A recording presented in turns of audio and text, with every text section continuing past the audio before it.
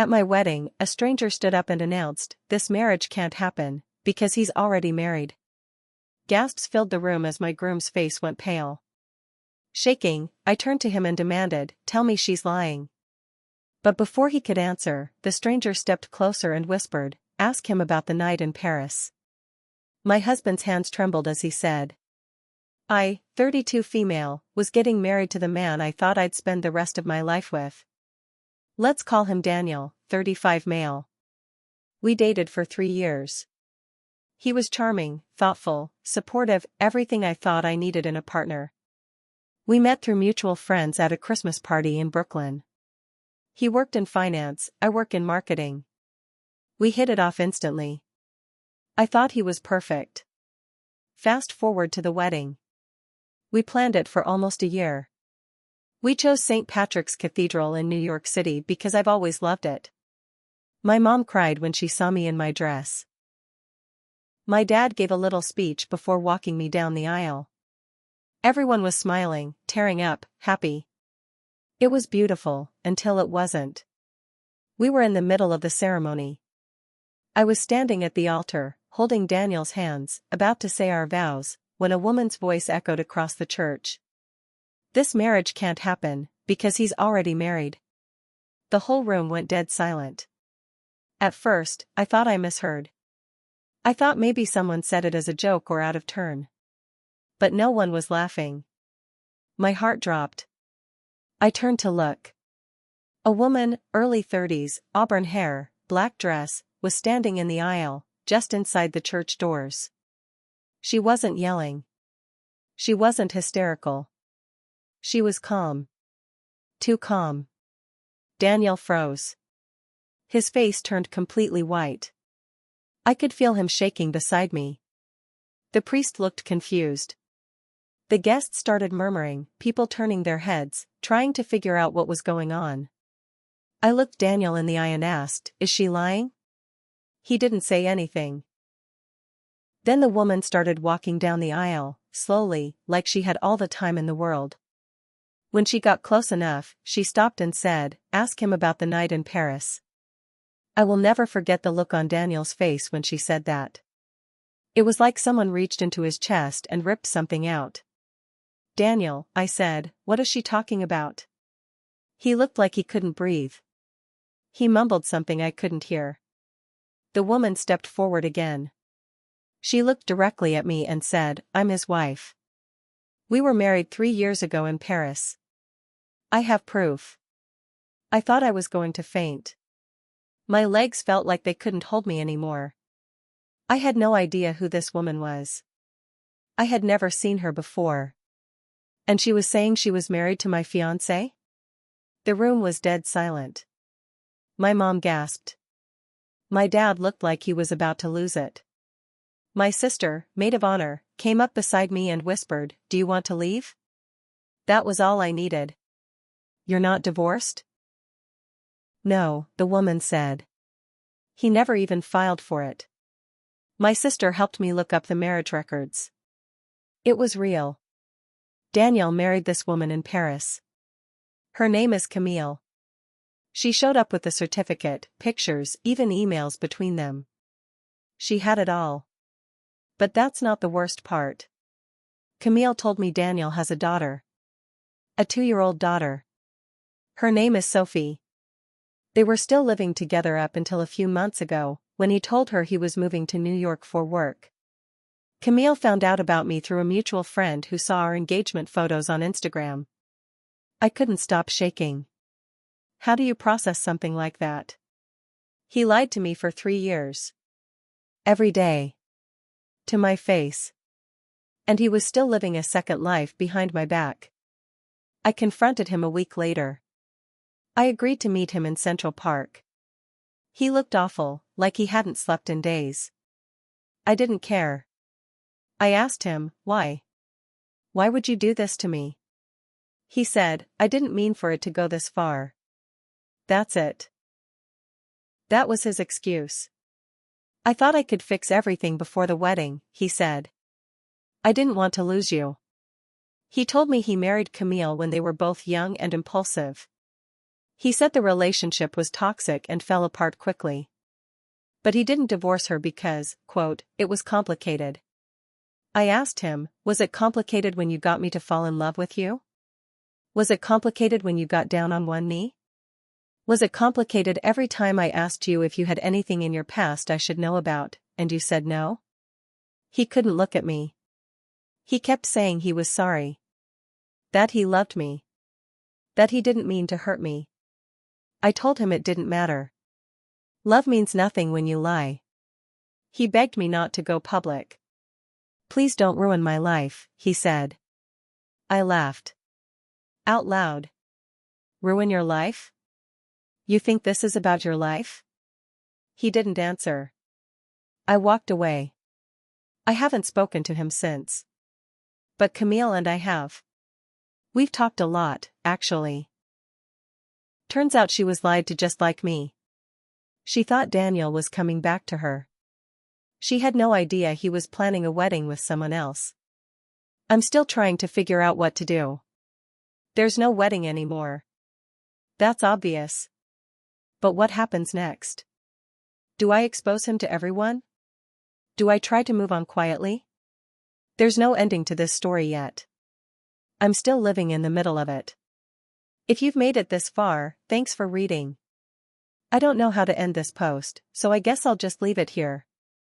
Alright, here's the continuation. Still me, OP, still shaken.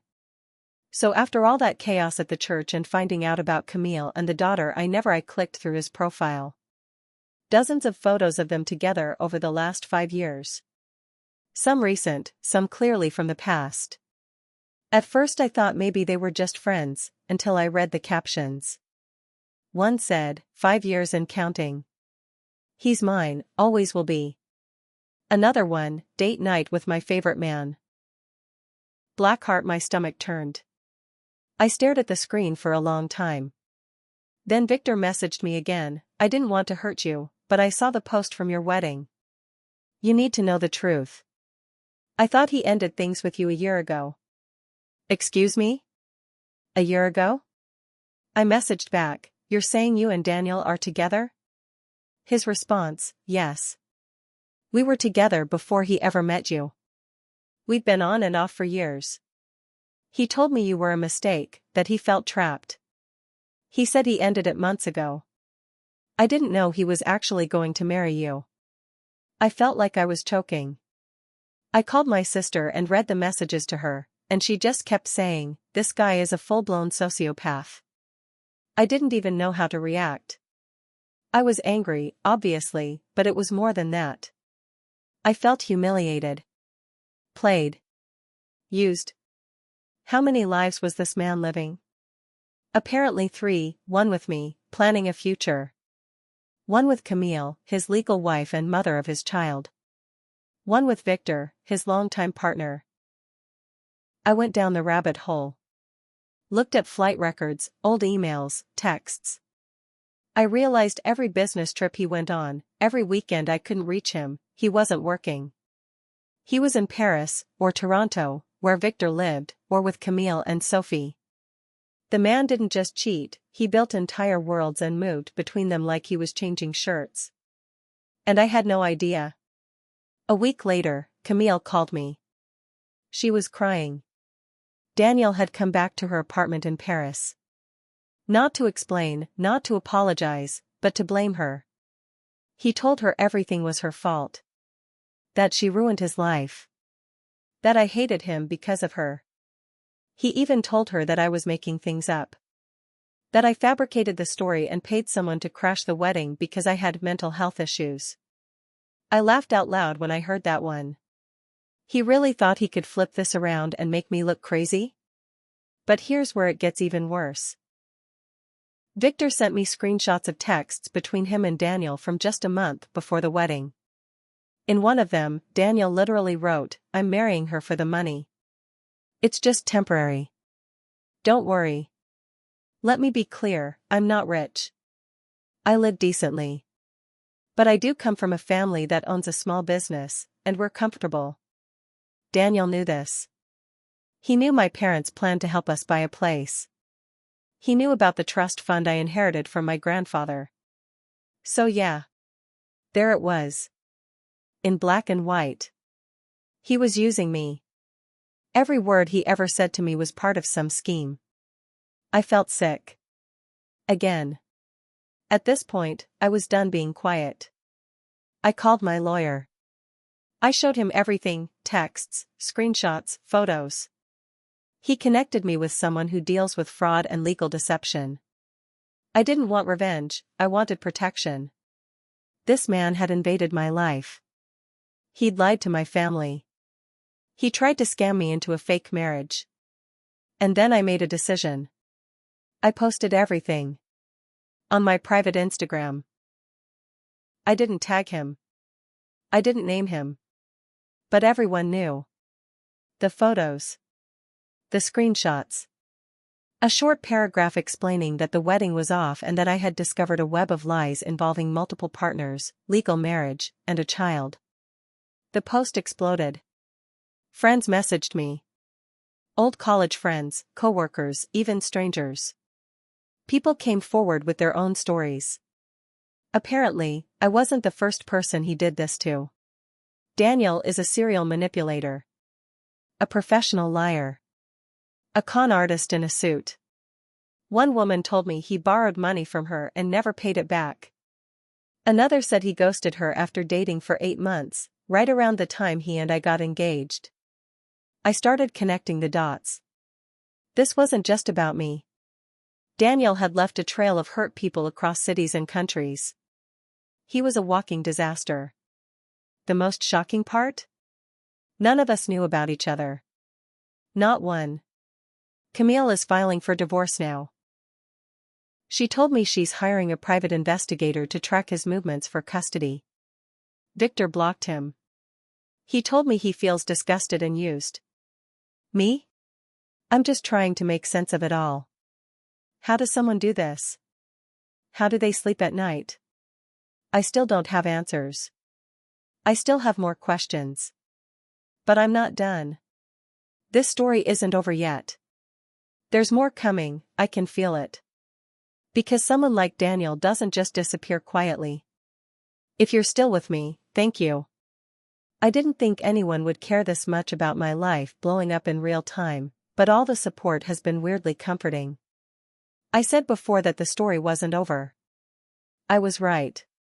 So, remember how I said Camille filed for divorce? A few days after she submitted the paperwork, she texted me, "Claire, you need to see this. I found something in Daniel's storage locker. You're not the only one he almost married." At first, I didn't even know how to process that sentence. Not the only one? What was that supposed to mean? She sent me pictures.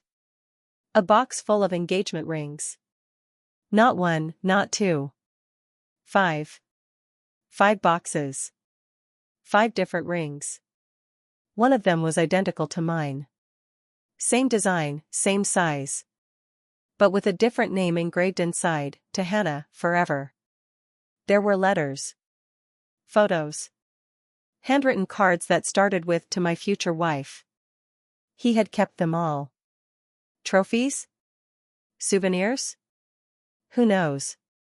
Camille said she found them inside a locked trunk while gathering her things from the apartment he kept in Paris, an apartment she didn't even know he still had access to. That made 6 women, including her and me. 6 women he proposed to. I wanted to throw up. I spent that whole night reading every letter she photographed and sent me. They were almost identical. Copy-paste declarations of love. The same jokes. The same stories about his childhood. Even the same nickname, he called all of us Muffin. Who does that? Who has the mental space to run 6 different lives and memorize that much? So I did what any person with Wi-Fi and a rage blackout would do, I tracked them all down. 3 of them were on social media. I reached out. Kept it simple. "Hi, I think we were both involved with the same man. His name is Daniel. Please let me know if you'd be willing to talk." 2 replied. One was Hannah. She was supposed to marry him in 2019, but he vanished 2 weeks before the wedding. Just disappeared. Left her with a paid venue, 150 RSVPs, and her face plastered across a wedding website she couldn't bear to take down for months. He blocked her. Changed his number. She never heard from him again. The other was named Julia. He dated her for 2 years. Proposed. Got her to take out a personal loan with him to flip a property in Miami. He disappeared with the money. She tried to press charges, but the police told her it was a civil matter. Daniel had no limits. No morals. No fear. And then, another twist. My friend Megan, who's in tech, helped me dig deeper, like dark web level deeper. She used to work in cybersecurity and knows how to trace accounts and transactions. What she found next chilled me. Daniel had multiple identities. Not fake names, but different versions of himself. Different jobs. Different backstories. Sometimes he said he was in finance. Sometimes in architecture. Sometimes an ex-military engineer. He had multiple online dating profiles, each with different bios, pictures, even accents in videos. The man could act. He changed the way he spoke depending on who he was talking to. French accent, American accent, even a hint of Irish in one video. Megan compared them all side by side and said, "This guy could have been in Hollywood." She also found a business website, completely fake, where he posed as a startup CEO. The site listed a fake address, a disconnected phone number, and a team of fake employees. I didn't want revenge. I wanted exposure. So I reached out to a journalist. I sent everything. The wedding interruption. Camille's documents. Victor's messages.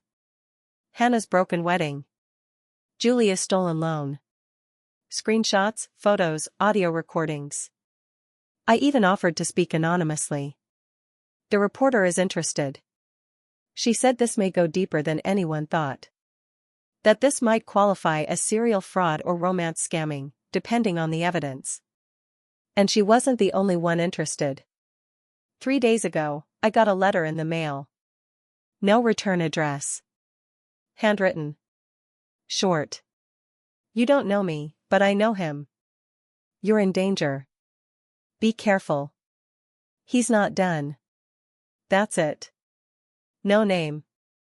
No signature. Just those words. I freaked out. I gave it to my lawyer. He had it fingerprinted but told me not to hold my breath. We still don't know who sent it. But here's what's scaring me most, Daniel is gone. Disappeared again. Phone disconnected. No activity on his credit cards. The apartment he rented here is empty. Camille said she hasn't seen him since the day she filed for divorce. No one knows where he is. Not Victor. Not his family, if any of what he told us about his family was even real. He ghosted everyone. Like he always does. But this time it feels different. Final. Like he knows something is coming. And now I'm sleeping with the lights on. I check my locks 3 times before bed. My sister has a baseball bat next to her door. My mom installed a security camera at our family home. Because here's the truth I haven't said out loud yet, I don't think this man is just a liar. I think he's dangerous. And if he feels cornered, who knows what he'll do? This isn't over. I can feel it. And I'm scared. After the anonymous letter came, my anxiety was through the roof.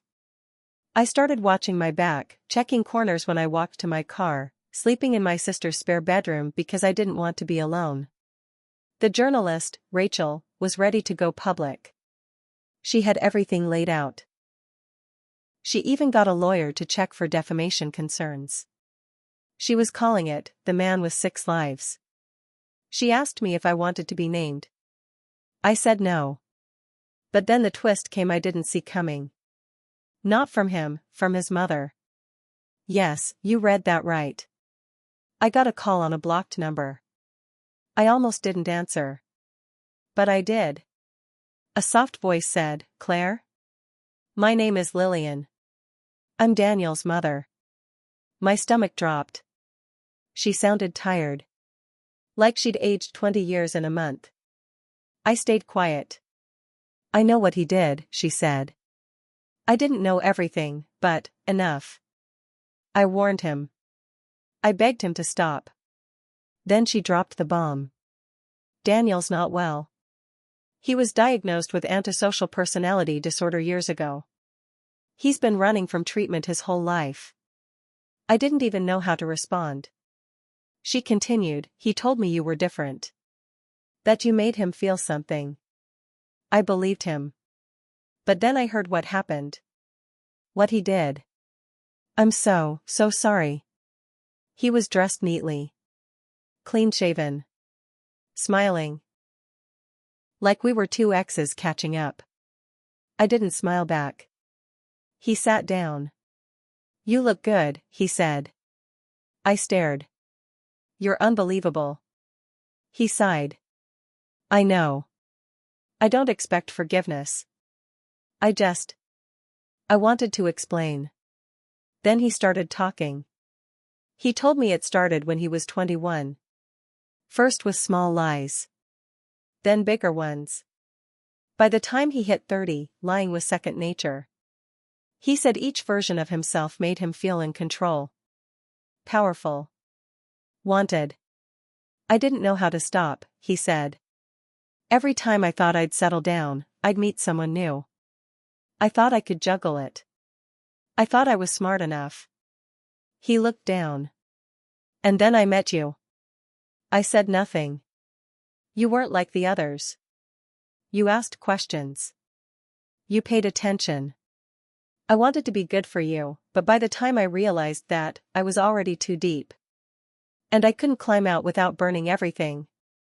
You burned everything anyway, I said quietly. He nodded. I know. Then I asked, why the child? Why Sophie? His face changed. That was the only time he looked truly sad. She wasn't planned. But when I held her, I felt something real. The problem is, I don't know how to be real. Not all the way. And she deserves a better father. He looked at me then, really looked. You were the only person who made me consider therapy. You made me want to stop. My voice cracked. Then why didn't you? He shook his head. Because monsters don't fix themselves. They hide. That's what I do. Then came the silence. And then, the final twist. He slid a small envelope across the table. Inside, a notarized confession. Names, dates, photos, screenshots. Evidence of everything. He was handing it to the journalist. He said he wanted the truth out there. He stood up. I'll disappear now, he said. You deserve peace.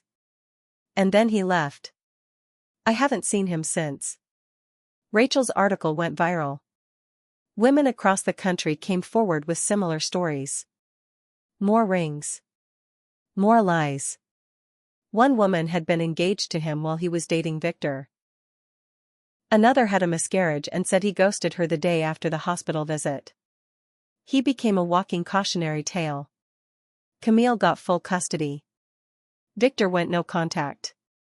Julia finally got enough evidence to sue him civilly for the stolen money. As for me? I broke down a week later.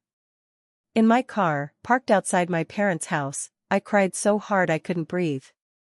I cried for the life I thought I had. For the man I thought loved me. For the wedding that turned into a courtroom. And then I let it all go. One scream at a time. My therapist says betrayal like this doesn't just shatter trust, it shatters your reality. That healing means rebuilding yourself piece by piece. It's been 4 months. I'm still angry sometimes. Still numb other times. But I'm moving. One step at a time. I've learned to ask better questions. I've learned to listen to my gut. But more than anything, I've learned that being kind doesn't mean being blind. Daniel didn't break me. He cracked the illusion. Now I see everything sharper. And honestly, I'd rather live with truth and scars than lies and dreams. People ask me how I'm doing now. If I'm dating again. If I'd ever trust someone. I don't know. But I'll say this, he lied with a smile. I walked away in tears. He disappeared. I'm still standing. So maybe I'm not sure about love. But I'm sure about myself. And that's a start.